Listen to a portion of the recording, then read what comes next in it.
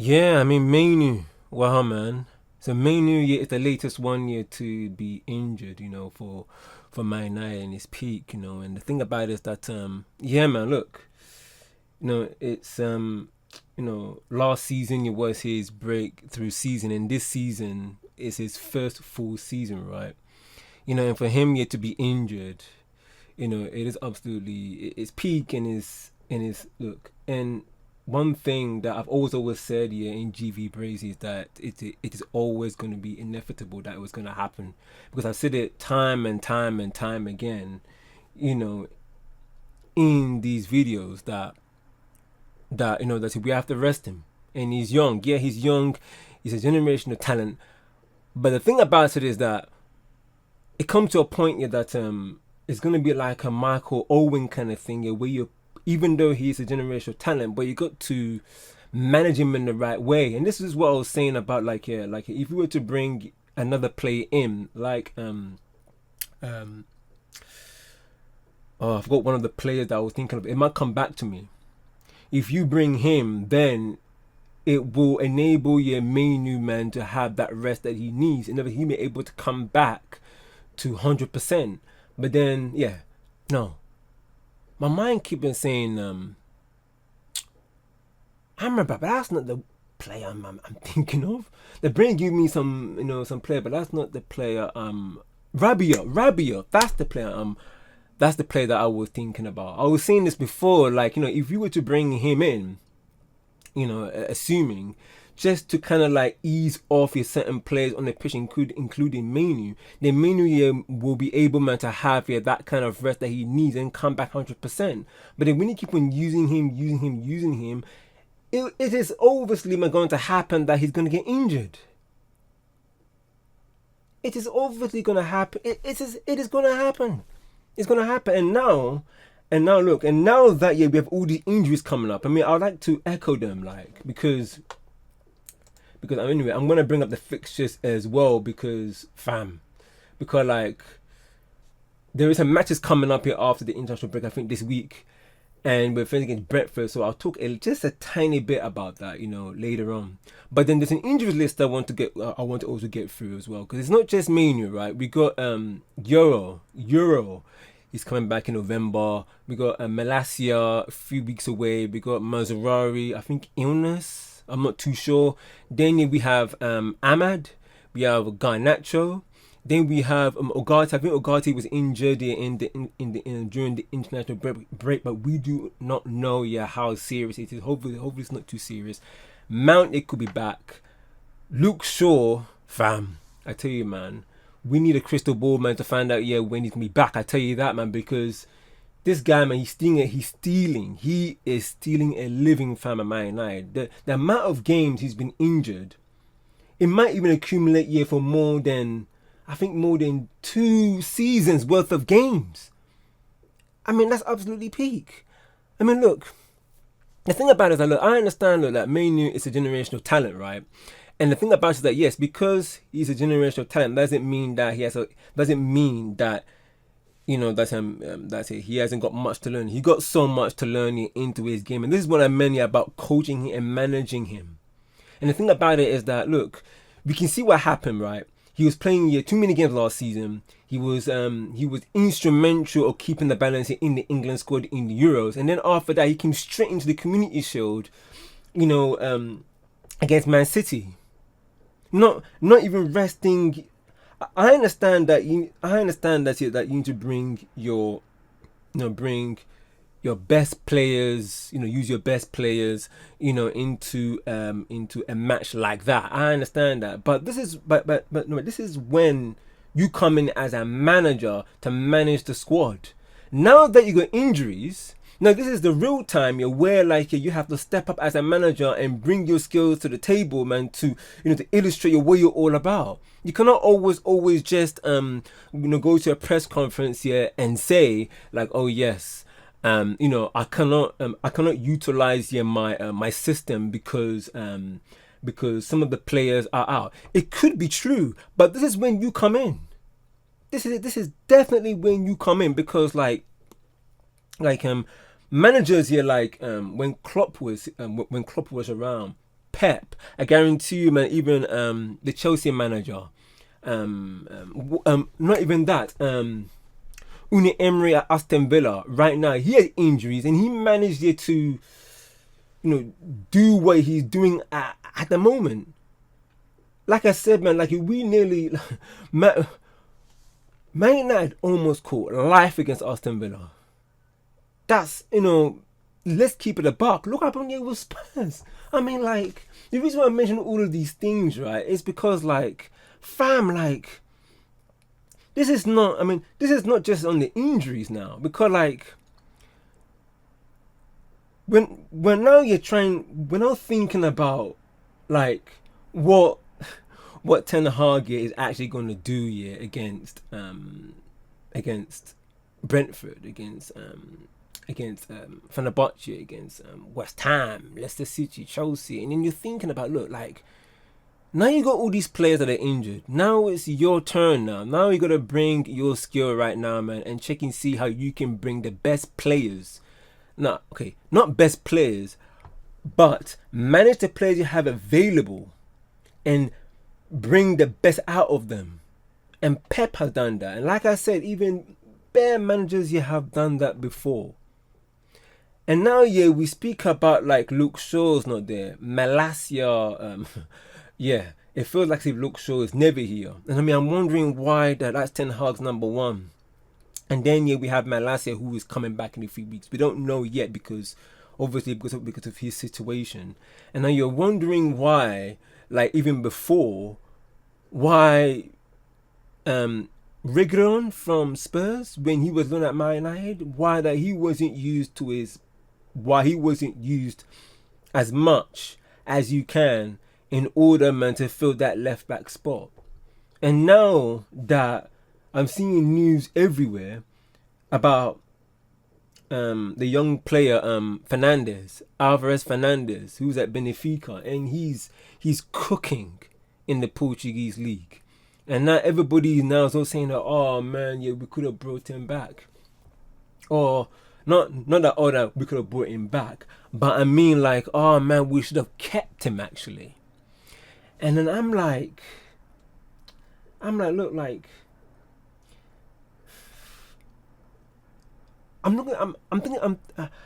just thinking, like, Ten Hag, like, you have all these players that are out. Luke Shaw hasn't been fit for time, like, and then we have Malacia, who's injured, and now you're putting Dalot, who can play left back and right back, but as per usual, we would prefer you to have Dalot at right back, obviously because Mazraoui is here, but obviously now he's injured.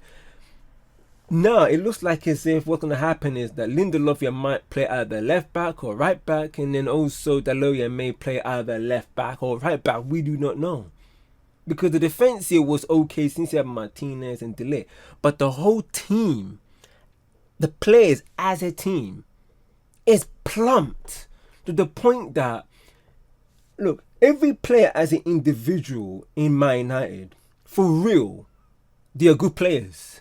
But what's keeping it so peak is the fact that Ten Hag, his system is not working. Either his system is not working or the players are not listening, or Ten Hag's communication to his players are not clear enough to the point that to the point that even the players do not understand. And I'm like, raw fam, I'm like, it's like a double whammy. Players are not good. People may think that. People may think that, like, yeah, the reason why Mainoo is crap now, is because it's not because of his technical ability to hold the ball, to hold the ball, to pass the ball, to run into those spaces that he needs to be, and it's not that, but actually is his no, actually it is that. That's what people are saying, without knowing that. We're saying that actually he's been playing a lot.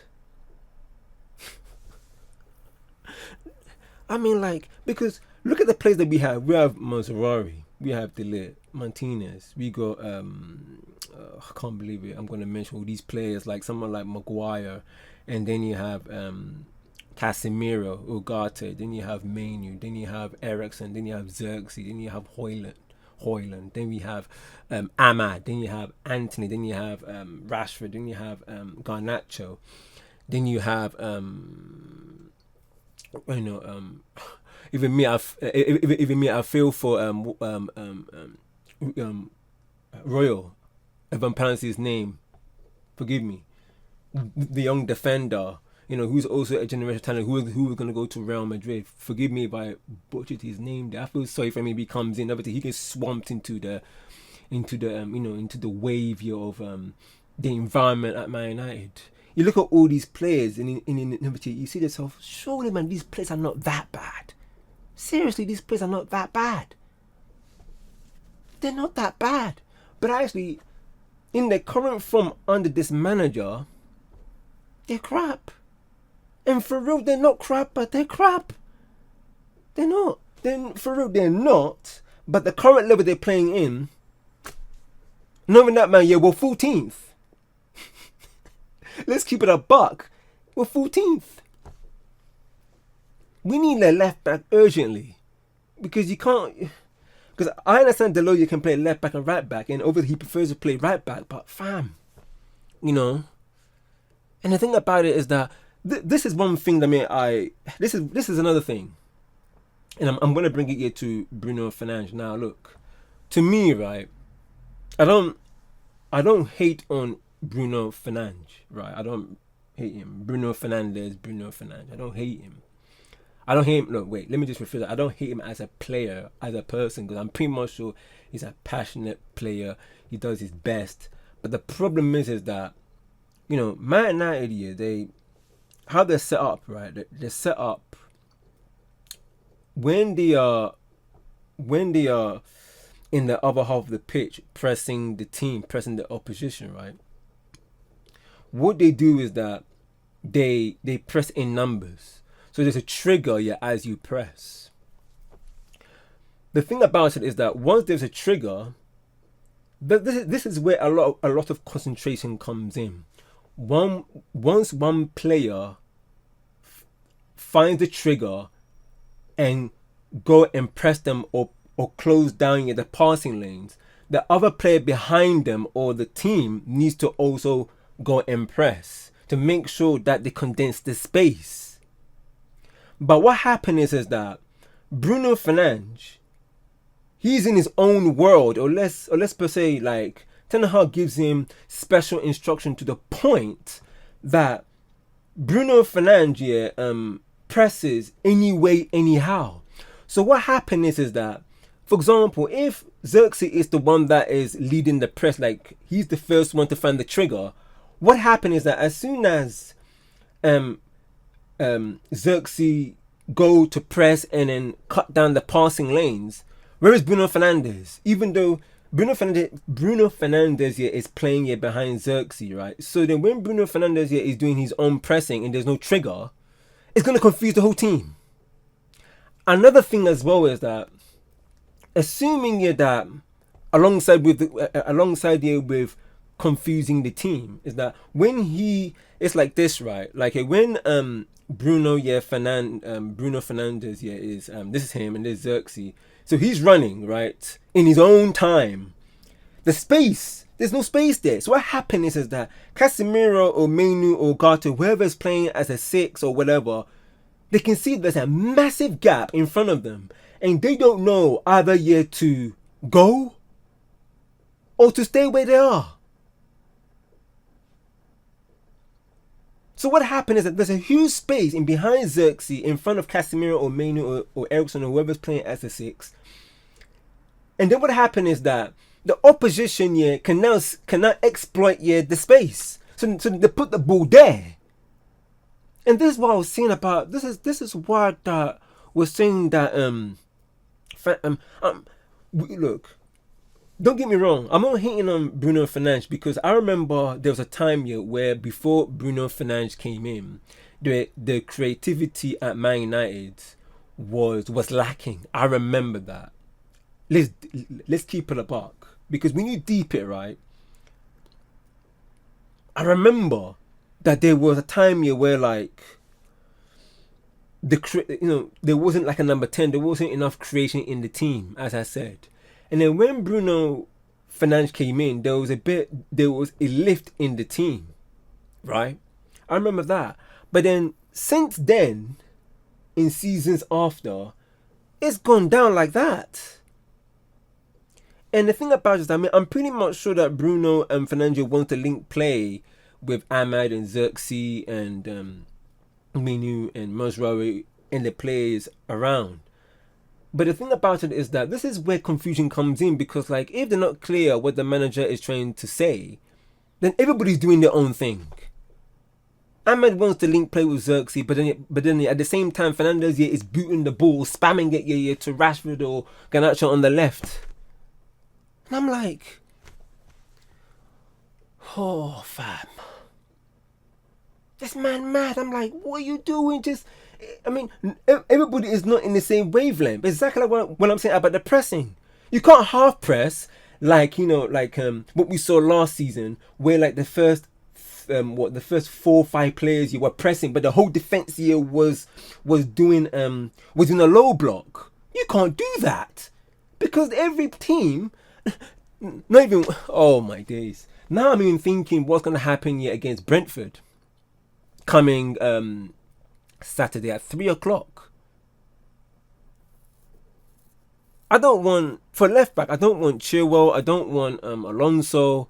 And the thing about it is that now we'll talk about like the fact that Mainoo's injured, Garnacho's injured. We don't know.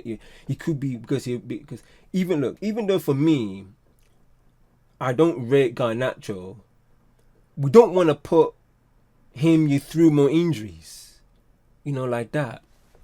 And I don't know. The thing about it is that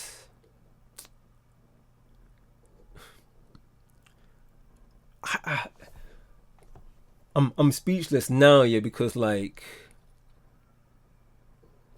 can Ten Hag get the best out of the available players he has? And because Ten Hag, he cannot use the excuse of injuries again. As I said before, like, managers take responsibility. If something goes wrong on the pitch, off the pitch, you got to take responsibility. You don't throw the doctors under the bus. If the doctors here give you a report about the players that are injured, it's up to you to make the call. Because back in the day, back in the day, man, fam. Back in the day, players, man, will play through injuries. You gotta be a man. And these days, everything's all feminine now. This is a masculine game, football, and then you got to play through injuries.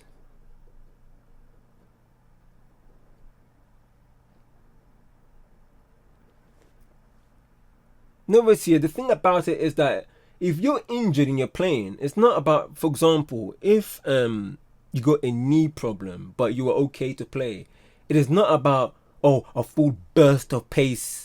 You know what I mean? Like, for example, the pressing, right? If you know exactly when the triggers happen and where to run and where to cut out the passing angles, you don't need, man, to use your full running pace to press. No, you can just use a little bit of burst of pace.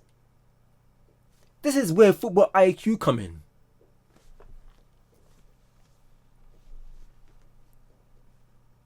Ten Hag, fam, I tell you, man, a lot of managers, man, have injuries, not just you.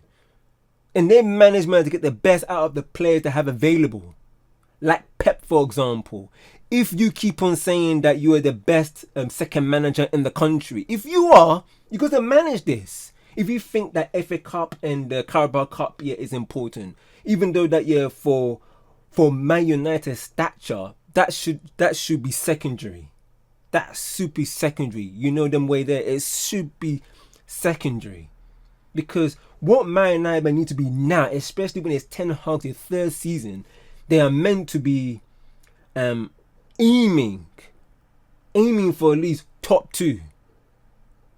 But look how much Man United has sunk, including Ineos, right now at this moment, is keeping the brother. I'm like, family. I'm like, and they had. I mean, look, we've heard that they have a lot of meetings. I think every month, and this was the meeting that we just heard. That was one of the meetings that was actually put on for all to see. And then we all thought that it was a performance analysis if Ten Hag was gonna go or not. We haven't heard anything. And then a few days later, or probably almost a week later, we heard that either Sir Alex stepped down from his ambassador role, or Ineos had to let him go. There is a lot of things going on, because at one point people say, look, it's because of him that it's because of him why Man United it is today. I mean, in terms of their history, since he came in all the way up to 2013. True. But the thing about it is that now, we have to move on from that. We cannot always be stuck in the past. We got to move away from that. Look, when Arsene Wenger left Arsenal, did he stay? No, he didn't. He left. He got to give the players, the manager, to breathe. Not like someone looking down on them. And look, fam, having been a manager of Man United, obviously there's going to be a lot of pressure, because you are one of the biggest, or the biggest club in the world. So obviously there's going to come some kind of pressure.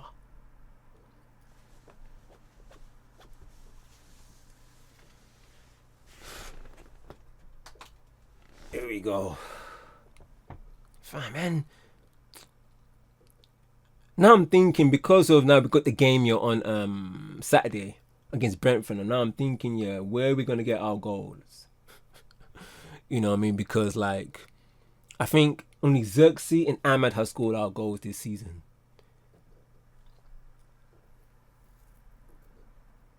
What, Xerxes again? If he plays, because we all know that Højlund is back. And Højlund man needs to be easing slowly. I know that he played an indoor game, and somewhere in international break, you can correct me on that, to get his fitness up and his miles on his legs. And the thing about it is that Ten Hag prefer Højlund than Xerxes. Because the thing about it is that the way you hold the ball when you're strengthening a player, it shouldn't be wrestling with your back. It should be holding the player. It should be holding the player and then holding the ball, heel on ball, and holding the player not with your back. You can do it like this. Them way there. But not with your back, like as if you're wrestling. And the thing about it is that when you play players, when you have Xerxes as like a Bobby Firmino kind of role, you need players like Mane and Salah to do that direct run in the box. That way there's a connection. But we don't even have that.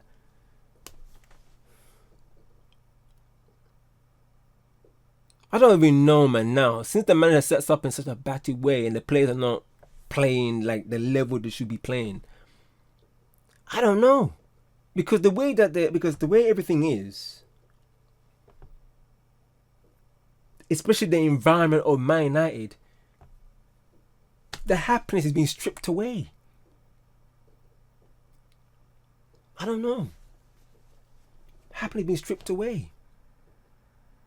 And then it's sucking the life of all those players. And then the thing about it is that if this continues, man, Miles Rory, man, I mean, forgive me, because obviously for him, we all know that he had palpitations. So obviously we need to keep it a buck for him and be real, because Man United need to really take care of him, because we have Ericsson, the ones there, with his heart situation, and now we also have Mazzarri, right? And now look, because everybody may look at this and be like, oh yeah, man, oh yeah, you being negative. Do you want me, man, to either be, look, when you take responsibility, you got to be real, brutal, and be truthful to yourself, instead of lying to yourself. This is what I'm trying to say here. And this is what we're trying to say. If you're keeping covering like your son, your daughter, or your players, or your friend within cotton wool, they're not gonna go far in life. They're gonna think that oh, it's the outside problem, but actually it's them. You can't always say, oh, don't worry, everything will be okay, don't worry. No. There is a time for that. But then there's another time to say, look, fam, fam, you gotta step it up now. See, the police may even know. They're driving around, man, telling everybody, man, to take responsibility for their actions.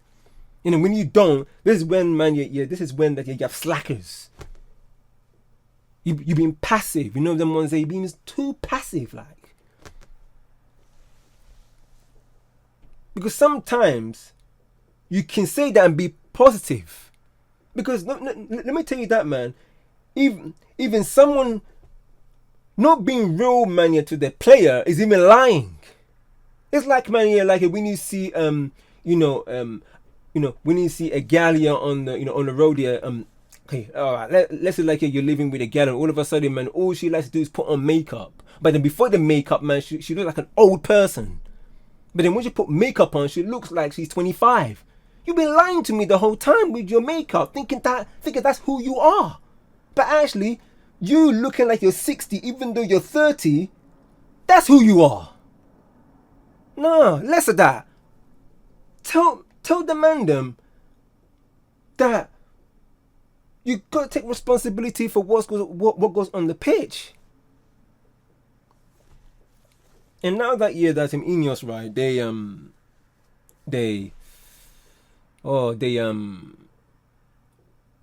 kept us in the dark, leave us in the mud, having meetings and not knowing the outcome, even though that they promised the fans certain things about communication, and that we just have to just see. We just have to just see, man, like all right, look, the fixtures, oh boy, we just have to just see, man, because the meeting probably was not all what it seems. Yeah, I don't know. I have no idea what's going on. Oh boy. All right. Brentford. We're home. Saturday 19th at 3 o'clock. I don't know. It's trouble. I don't know. Okay, you know what? Let's say, I don't know. Okay, do not make me. I'll say a draw. I don't know. I'll say a draw because it's just how we set up. The players, the manager, it's just a double whammy basically. So I'll say draw. Fenerbahce, the Europa League, I'll say we lose that. West Ham away, we're away on that, so I think we'll lose, unfortunately, because I know Bear Manual wants Man United to lose because they want the fan base to suffer. Yeah, I'm shaking my head because this is what we're in right now. Fans are, they were Ten Hag out, then Ten Hag in. We don't know. Leicester in the Carabao Cup. I don't know what. Let's put a win in that one since we're home. Like that. And then we got Chelsea in the 3rd of November, man. And then look, Chelsea, man, they're cooking, like that. And not even that, man, we're home. I'm thinking we're gonna lose that one as well, man. I mean, Maresca, the Chelsea manager, man, he knows exactly how to get the best out of players like Sancho. And like I said before, everyone is different. Every player is a human being, not robots. And you cannot always put them all in one bag. Everybody's different personalities, different environments where they grew up. Fam. And then you got to treat them differently. And then if you treat like the way that you treat, let's say Wayne Rooney to Sancho, it's not gonna work. It's not gonna work. Sancho, man, he needs trust. He needs belief. He needs to know that, man, that you were there for him. Even though that people may say, oh, it's a teeny weeny feminine. No, fam. As I said, everybody's different. And then, look, Chelsea, man, they got Palmer as well, fam, as well. They got Jackson, man, who got great movement. They got Neto as well. Wow, man. Yeah, they got Nkuku as well. Fam, yeah, I mean, we're definitely going to lose that for sure. Anyway, yeah, I'm going to do the first 5 games, family. I don't know. That's the thing, man. Like, look, the thing about it, I don't want, like, Ten Hag to lose. I don't want him here I don't want him here to fail. I want him to succeed. But the evidence is right there in front of us saying that I don't know what is happening. And it looks like because Ineos, right, they have actually kept this guy after having interviews with other managers in the summer. They're probably going to ride us out. I don't know when till, but they're going to ride it out and see how it goes. Because the first appointment that they're going to bring in is absolutely vital because the fan base are watching. As I said, man, Ten Hag, man, less of that. You cannot use injury as an excuse, because I'll say it, man, about Mainoo, and I'll say it because it's unfortunate, man, for Mainoo, and I've said this bare times about overusing him, and then also with Ten Hag as well, man. Ten Hag. Injuries are part of the game. You got to deal with it, because if not, the more you lose game, the more you're getting closer, man, to that emergency exit door. Like that, fam. Anyways, run up the lights, guys, if you are new, man. Subscribe if you are new, and comment on the comment section below, guys. It's been a lit time, lit show, and obviously because we're back, this weekend against Brentford, so it's gonna be peak. It's gonna be peak, like that. Anyway, guys, me, GVBrazy here, man. Take care of yourself. Bless, peace. See you guys in the next video. Say no more.